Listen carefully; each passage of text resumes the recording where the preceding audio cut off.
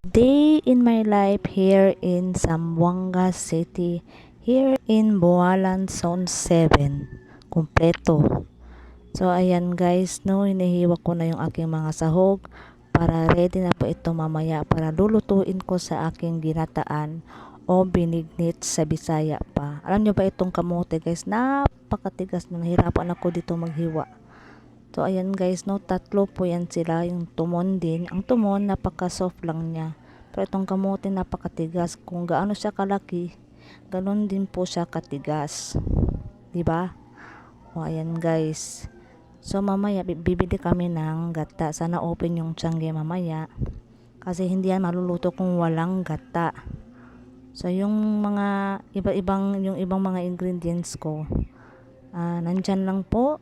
At saka kanina yung saging, hiniwa ko na yung saging. So para mamaya, ibubuhos ko na lang po ito. So abangan nyo po yung aking video mamaya kung paano lulutuin itong binignit o ginataan. So yan lang po guys for now. This video end up. Thank you. Bye.